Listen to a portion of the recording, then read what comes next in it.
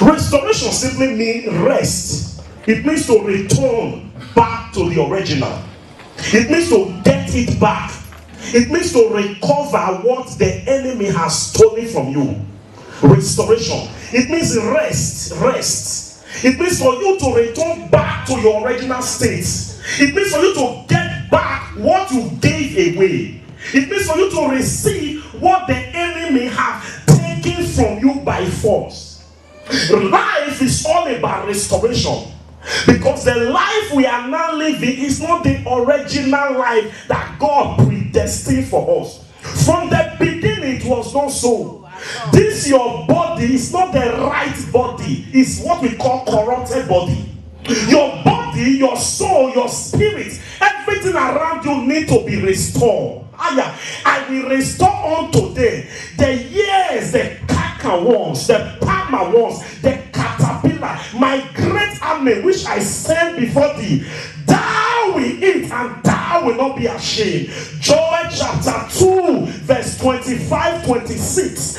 I will restore unto them the years, the cankerworms, the years, the locusts, the years, the caterpillar have eaten. If I hear your amen very well, let there be restoration upon your life.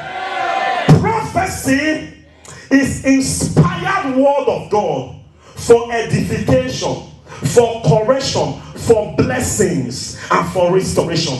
The foretelling word of God, inspired word of God. Holy men were moved and they spoke in the Holy Ghost. They didn't speak on their own accord. They spoke by the power of the Holy Ghost. So prophecy simply means God speaking through men, using his word to repair and to restore the destiny of people. God will not do anything on earth. He revealed it to his servants, the prophets. Amos chapter 3 verse 7. God will not do anything until he make the secrets available to his servants, the prophet. Now hear this. Restoration comes with the prophetic word.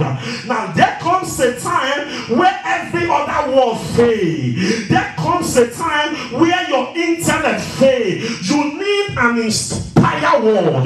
You need a prophetic word that will handle the pathetic. What is the reason for the prophetic? The prophetic is given to handle the pathetic, to handle the pain, to handle the battle, to handle the tsunami of limitation. Anyone here that is under pathetic situation, if you stand on your feet prophetically, I command the pathetic to be handled by prophetic. Oh, I did like that amen at all. May your life be restored. May your family be restored. May your business be restored. May your children be restored. Shout, I am restored. I am restored. These are my people. They are snare in holes. They are for a prey. They are spoiled. Why? Because no one say restore. Isaiah chapter 42 verse 22. These are my people. They are spoiled. They are in prison. They are in hole. They are buried in calamity. Why? No prophet was in their midst to say restore. No prophet was there to turn their captivity. I don't know the situation in your family, situation in your destiny, but if I hear your amen, I stand in the gap as your prophet this morning to say restore unto him. In the name of Jesus, I decree and I declare, receive restoration on your body, receive restoration on your family, receive restoration of your business. Let there be restoration in the name of Jesus. These are my people, displayed Isaiah 42 verse 22. Restoration means to get back that which the enemy stole from you, to receive it in full, to receive it perfectly. I came to prophesy prophesy the reason Jesus came, that we might have full restoration. Anything that the enemy took from your father, took from your mother, took from your cousin, your brothers, and your sisters, if you stand on your feet, I came as a prophet to ask for restoration in the name of Jesus. Receive abundance of years, receive abundance of grace. May your life be turned around from good to better, from better to best. Can I prophesy? I decree and I declare, you will not be put on the ground, you will not see shame. Shall fire. The house there saw the master's leprosy. The house there began to publicize in the city, and that is what now get the master deficient. It was the house there that brought about the limitation to outside. You better be careful who you allow close to your life. There are people that are around you to spy you than to do publicity on your name. I came to prophesy that you might be deficient. May God give you wisdom to manage it. House girl, listen. Oh my God. Can I finish this? The house girl, Naaman was a leper, but he was a captive. The lesson I drew there is that you are the one to define your life. Number two lesson I learned there is that you are the one that can call yourself you are a leper or not. Number three is that no condition lasts forever. You know, now, my God. Now, they sent a message to the king of Israel. Is that one said, I cannot. And when Elisha had it, Elisha said, let that leprous man come. Let me come. May I pray for you? Your Elisha is here. I came as a prophetic Elisha. That leprosy, if I hear your amen, it shall be healed. Oh my God. He said, bring him to me. And when he got to the gate of Elisha, Elisha said, tell him to go to Jordan River. And when he had Jordan River, he said, tell him, I'm not coming out to see him. You know why I will not see him? Because Naaman looked very attractive. If Elisha see him, and he came with gifts, Elisha will be attracted. God said, don't come out. Tell him to go and wash. And Naaman protested. Listen to me. Don't ever prescribe drugs for yourself. Self-prescription, doctor will tell you it's dangerous. Naaman said, are not the Abana River in Syria better than Jordan River? Naaman got angry. There are many people, their solution, they got angry on it. Oh, God is telling you do this. Nehemiah, John chapter 2 verse 5, mother of Jesus said, whatever he tell you to do, do it. If you must have restoration, you must have what we call total obedience. Obedience is an action word. You must carry out what they tell you to carry out. You must not be like Naaman that tried to advise himself. Oh, Naaman said, I won't. But I love Naaman's servants. One of the servants said, Oga. If this man tell you to do many things, will you not do it? He just said to you, deep. And you are complaining, my dear, deep. Everyone say deep. You know what? When I studied that word, deep, it means bow down to God. Everyone say bow down. Because you are a general, your need not be come down. You need to command people.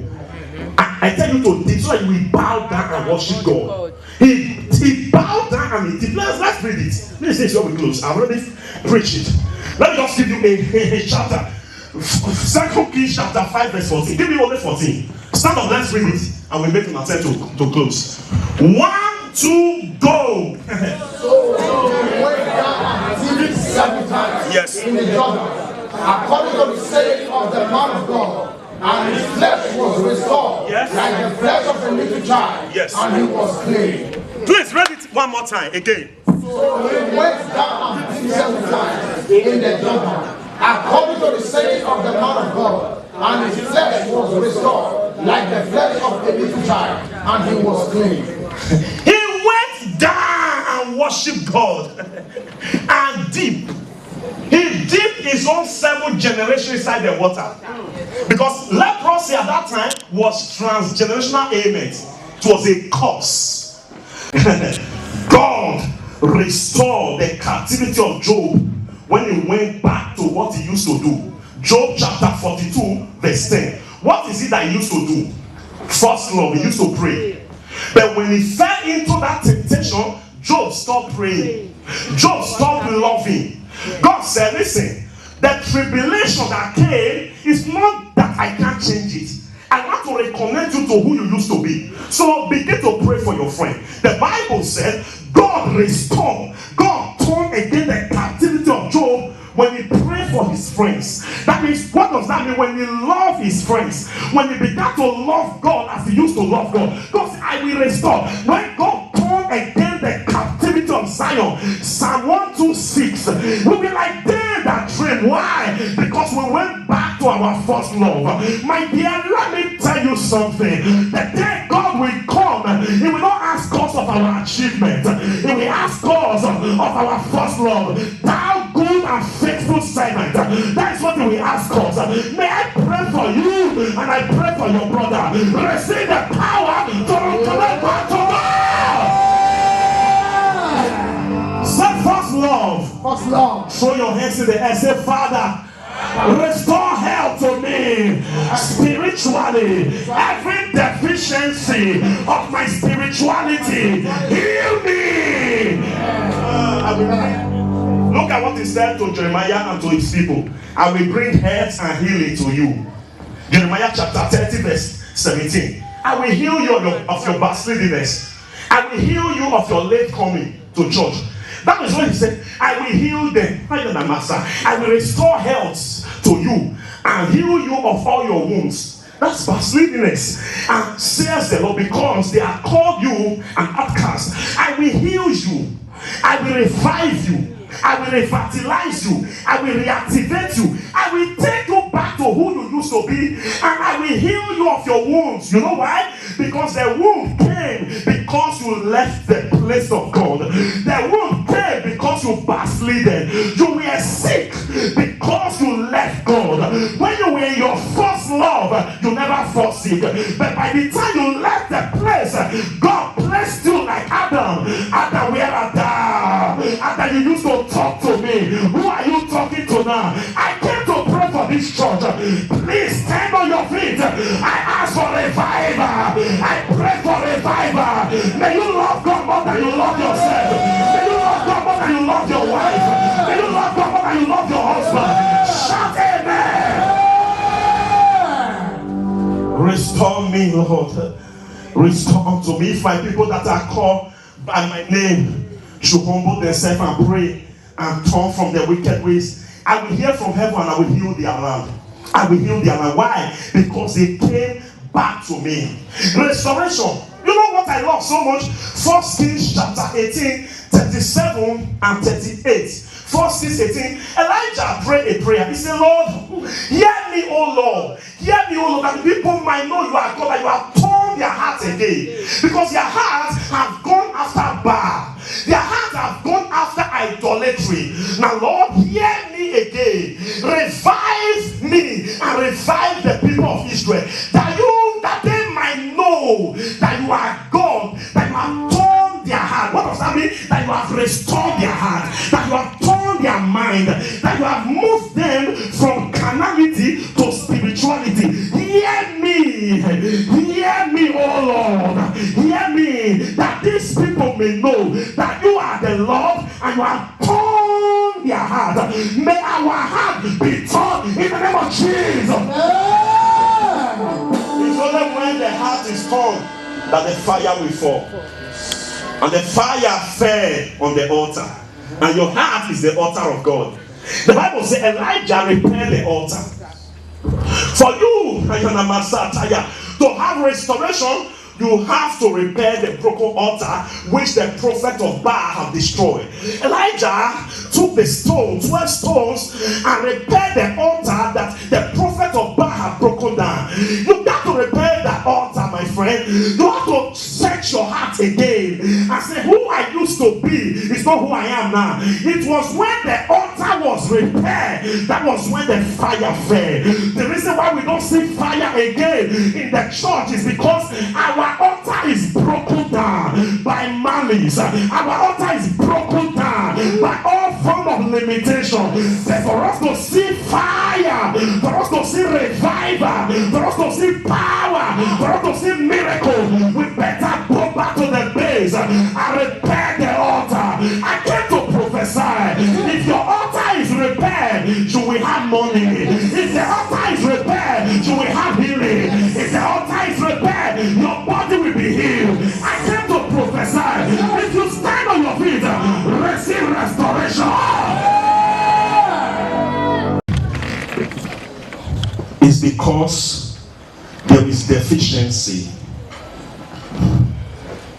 God hates deficiency. So he said, I will restore.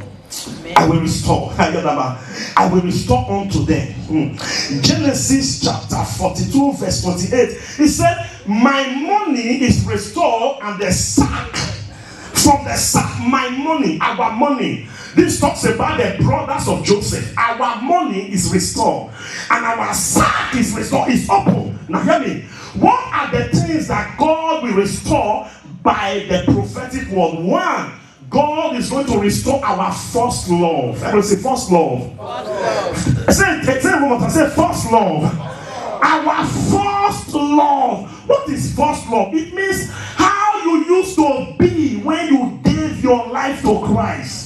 That hunger that used to wear in your soul, that excitement you used to have by going to church, that first love that wake you up early in the morning to pray. You know how you used to read your Bible. You know the excitement you used to have when they said, let's go to the house of God. No wonder David said, restore unto me the joy of my salvation. Psalm chapter 51 verse 12. Restore unto me the joy of my salvation that I used to have. Now the enemy, because of struggle, because of pain and tribulation, has killed the first love of people.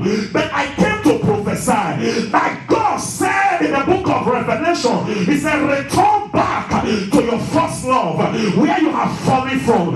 Most of you used to tithe, you used to give, you don't used to come to church late, but here you are, where you are drawing your feet because your first love is dead.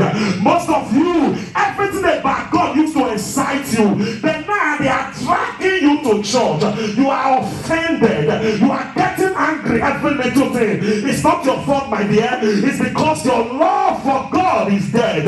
I came to prophesy. Romans chapter 5 verse 5. He said, God will pour his love into our heart by the Holy Ghost. I came for restoration. Stand on your feet of your first love. You used to love God. You used to talk about God. You used to come for evening service.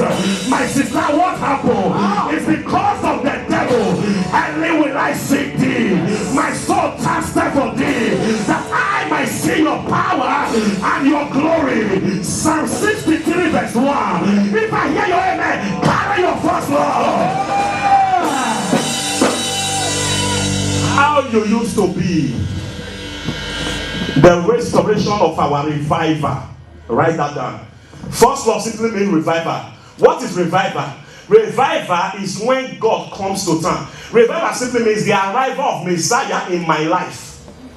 The arrival of Messiah in my life. Not on my life, inside of me. Revival, my friend, because these days we come to church for what we can get from God, but that is not how it used to be. I used to imagine the missionaries that brought us Christianity. Most of them died in the jungle. Most of them didn't return back to England. Most of them died without having necessary amenities. But these are Christians. But what happened today? We are coming to God because we need a car. We are coming to God because we need a house. We are coming to God because we want to be healed. We are coming to God because we need document. That is why God said we must go back to the beginning. We must not remove the ancient landmark. That law that I used to have, that whatever God says, I believe it. You don't used to doubt God.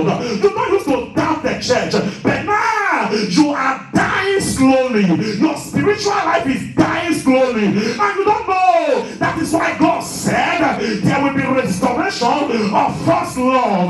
That tender love. I came to prophesy. May God speak to you in the name of Jesus.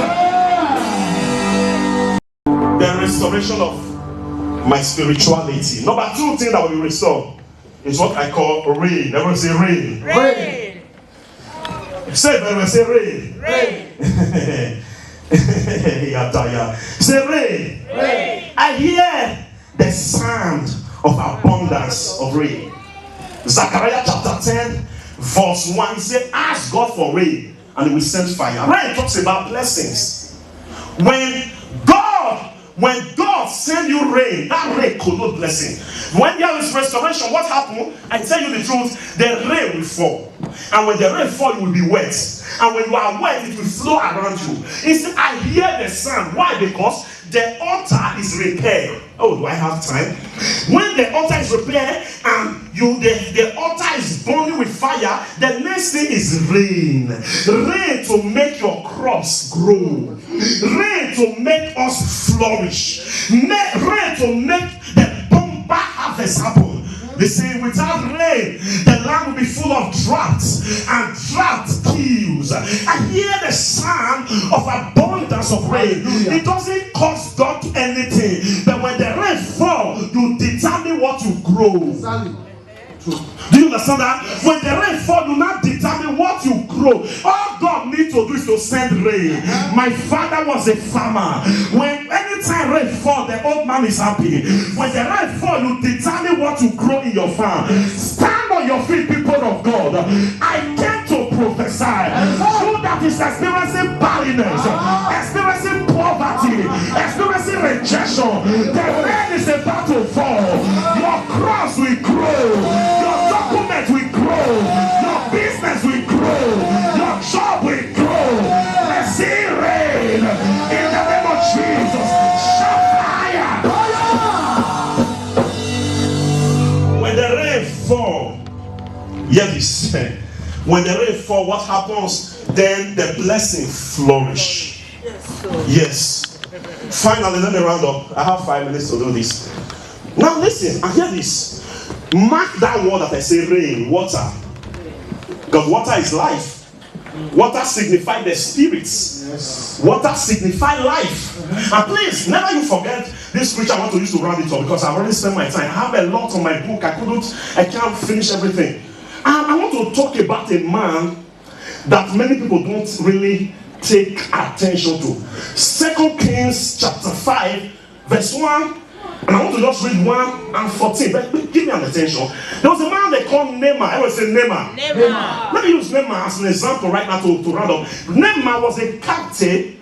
1 Kings chapter 5 verse 1. Naaman, a commander of the army of the king of Syria, was a great man, honorable man in the eyes of his master, because by him the Lord had given victory to Syria. He was also a mighty man of valor, but he was a leper.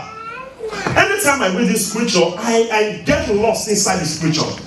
This was a man that had a lot of limitations. This was a man that was filled with leprosy. Leprosy is a disease that eats up skin. There are spiritual leprosy, emotional leprosy, financial leprosy, all kinds of leprosy.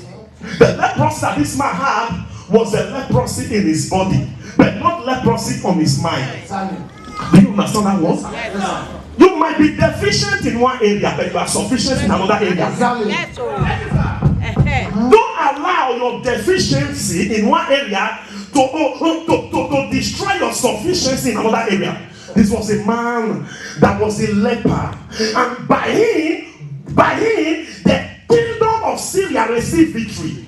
He was a leper. I don't know, somebody here, you have deficiency in your body.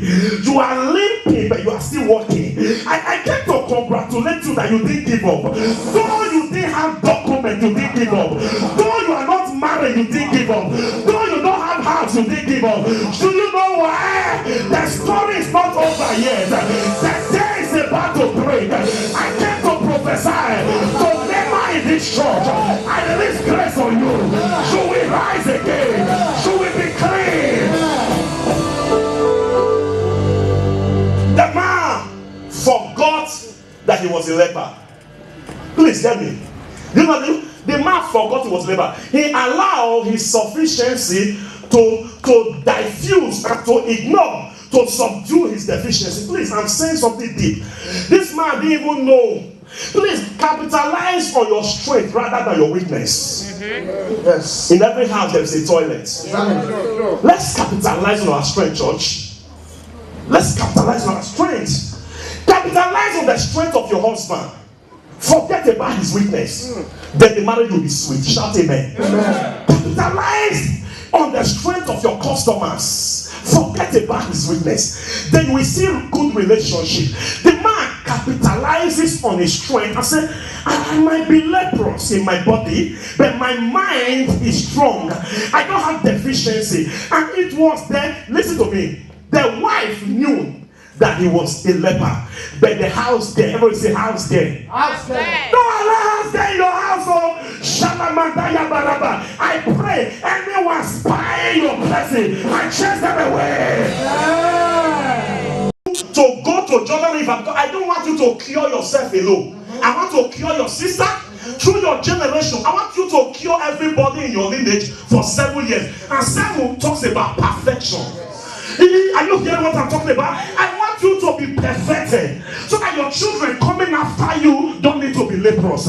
I want this leprosy to end in your time, and those that is coming after you, they don't need to be leper. And those that were before you, they are clean. I came to prophesy, as we bow down and deep, we shall be clean. And he said, my friend, deep.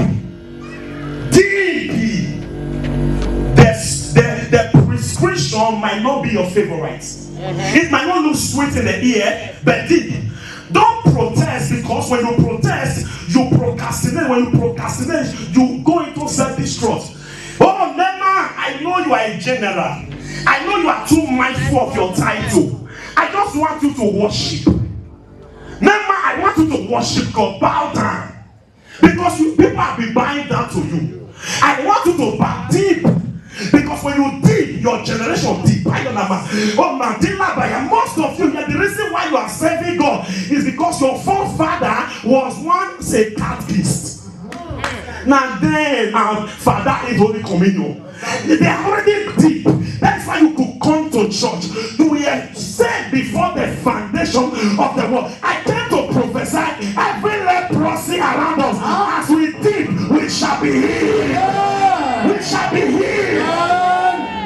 The Bible says, keep the spiritual. The man, the flesh was restored. And listen, like the flesh of the little child. Why? What happened there? He went back to his innocence. Have you seen a little child in the hospital? A little child that is newly born?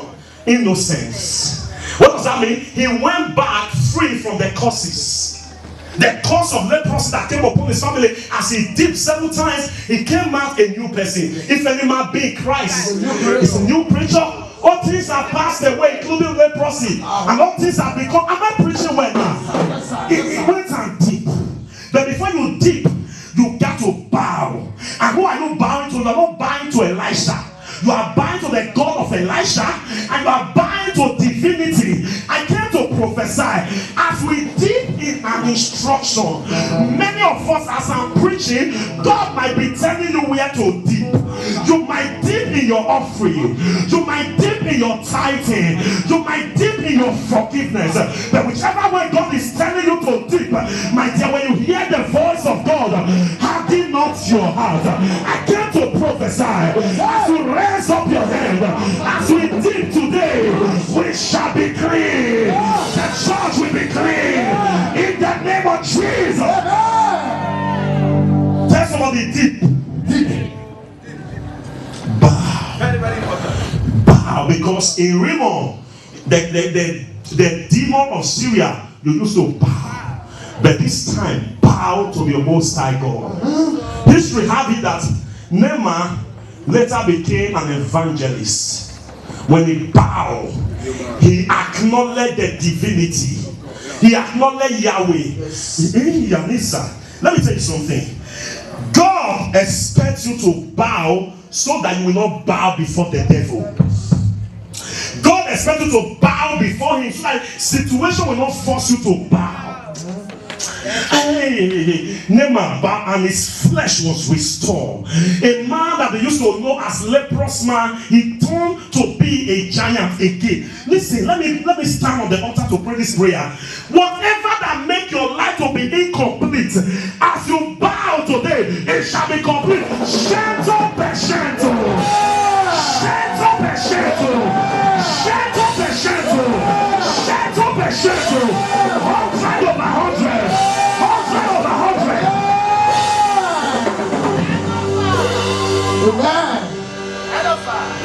Let's go.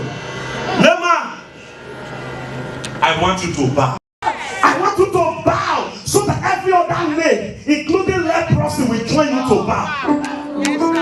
Naaman, I want to use you to teach situation lessons that there's no other name greater than the name of Jesus. May I pray for this ministry as I close in a hurry. As I pray it, may your life be complete. The bet was removed because of restoration. Hey, people that know you before, that thing they used to qualify you as an adjective. After this service, that adjective will be removed. Amen. Therefore, when they are called, they say, that's it. Now, so sick, they sick. It's an adjective. When they say, when they say, now, so you don't, if they come again, one go borrow. It's an adjective. Everyone is, you know, then they come again. They come. Those days when we were in school, there's one guy in my neighborhood. I don't know how that guy knows that the rice won't turn. I don't know. As soon as the rice, I just put my shout him again. And everything's about to go, man, this guy will show. Oh, Manakaya Bada. And when it's come, we say, don't come again. Whatever they use to qualify you, if I hear your amen, that adjective is removed. Shanto peshanto. Take a sacrifice to tie to this prayer. I want to pray one prayer. Usher,